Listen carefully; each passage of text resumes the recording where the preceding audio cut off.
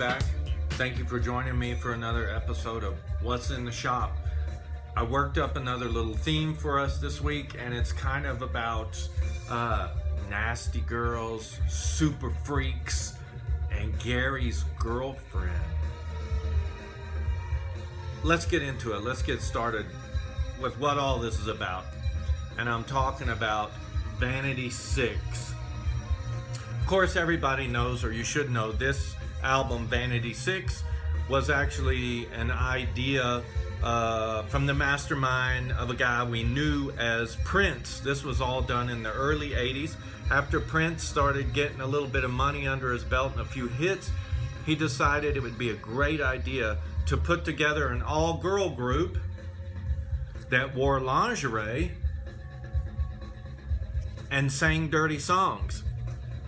So he came up with the idea for Vanity 6. Supposedly, Prince got the idea to do an all-girl group after he saw A Star Is Born with Barbra Streisand and Chris Christopherson. By the way, for those who are into trivia, this here is Susan,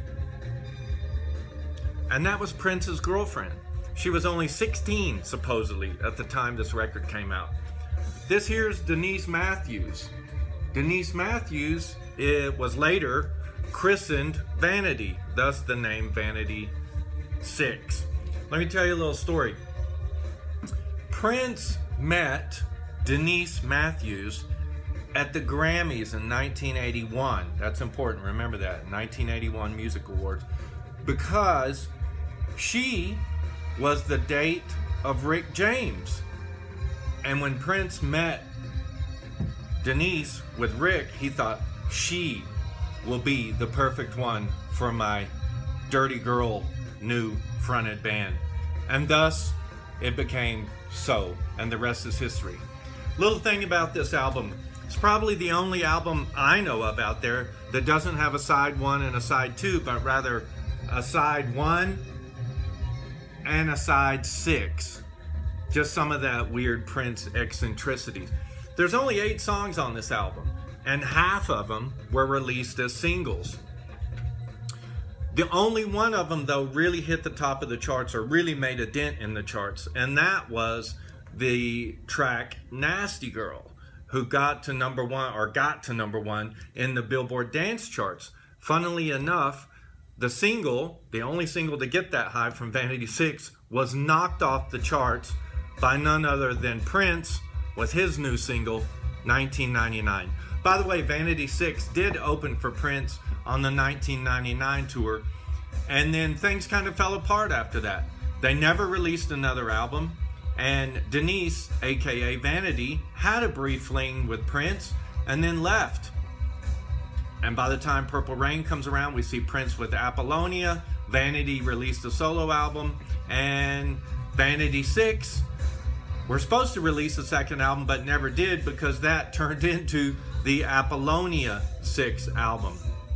Prince had written a bunch of songs for the next album of Vanity 6, one of which was this song you may know, Manic Monday, that ended up being given to the Bangles because Vanity 6 no longer existed.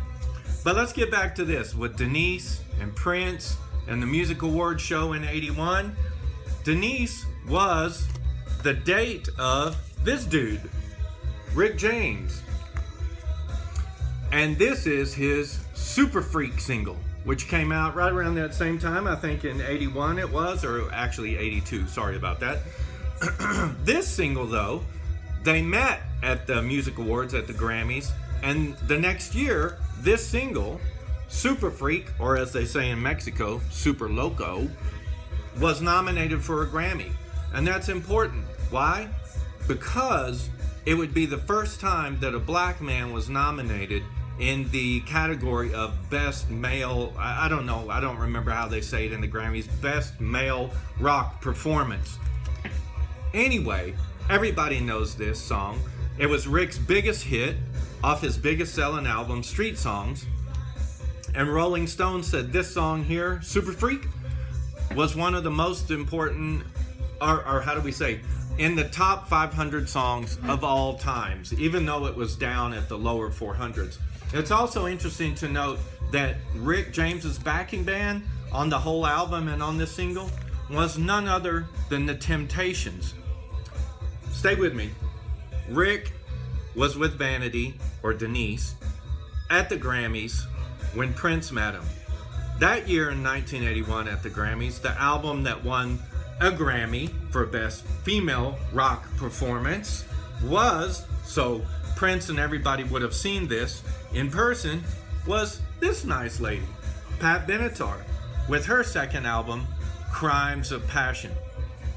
Everybody knows this album. Well, it's Pat's biggest selling album, and it had her biggest hit on here, Hit Me With Your Best Shot. That's like her calling card. What's interesting to note, her second single, You Better Run, was actually the second ever video played on MTV when it first aired, right after the Buggles with Video Killed the Radio Star. And remember, we talked about the Buggles the other week. Anyway, Pat Benatar's biggest album, her biggest single, Hit Me With Your Best Shot. And it's interesting to note, her husband is Neil Giraldo. And Neil Giraldo, of course, he played on this and wrote most of the songs with Pat. But Neil also, when he was busy writing this album, worked on another singer's album, which would be nominated for a Grammy the following year. And that dude was this guy, Rick Springfield. Or, what was his name in General Hospital? Noah Drake. This, of course, is Rick Springfield, Jesse's Girl, which Pat Benatar's husband, Neil Giraldo, helped write and plays guitar on this. One other thing about this single, which is really interesting, it went to number 1, Jesse's Girl, and of course we all know it. But at the time of its release, it was one of the slowest climbing singles in the charts ever. But once it got to the top and it made it into the charts, it stayed there for 32 weeks. Rick's biggest single, Rick's biggest album was Working Class Dog. Of course, Rick got really famous at this time because of this single, and partly due to the fact that he was Noah Drake on General Hospital it was. And he had just started this year in 81 when this album came out on the show, so it really bolstered his popularity. It's interesting to note, Rick got into acting because he wasn't happy with his music career in the early 70s. He did have a career already and had put out like 4 or 5 albums before he put this record out.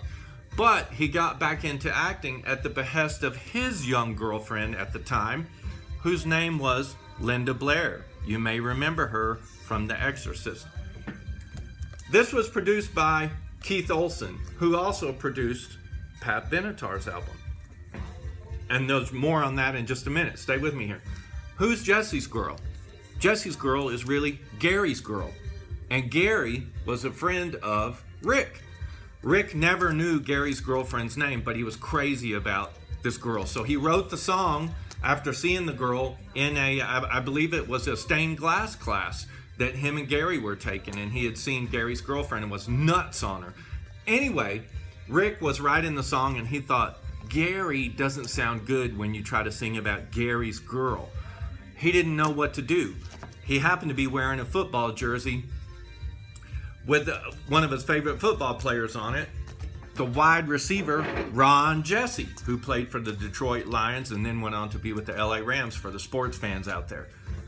Jesse's Girl obviously sounded a lot better than Gary's Girl.